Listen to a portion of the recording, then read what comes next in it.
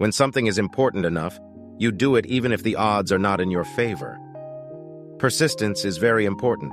You should not give up unless you are forced to give up. I think it is possible for ordinary people to choose to be extraordinary.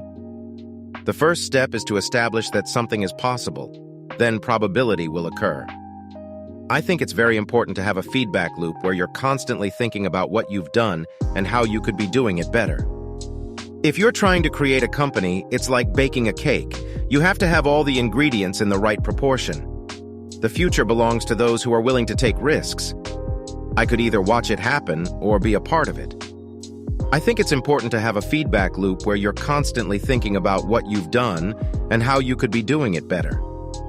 You get paid in direct proportion to the difficulty of the problems you solve.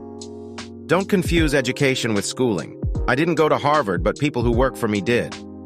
Failure is an option here. If things are not failing, you are not innovating enough.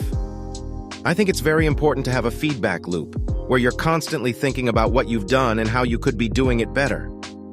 Some people don't like change, but you need to embrace change if the alternative is a disaster. Work like hell. I mean, you just have to put in 80 to 100-hour weeks every week. Great companies are built on great products. If you want to be successful, you have to work extra hard. I don't create companies for the sake of creating companies, but to get things done. The path to the CEO's office should not be through the CFO's office, and it should not be through the marketing department. It needs to be through engineering and design. I always have optimism, but I'm realistic. It was not with the expectation of great success that I started Tesla or SpaceX. I'm interested in things that change the world, or that affect the future, and wondrous new technology where you see it and you're like, wow, how did that even happen? How is that possible? You want to have a future where you're expecting things to be better, not one where you're expecting things to be worse.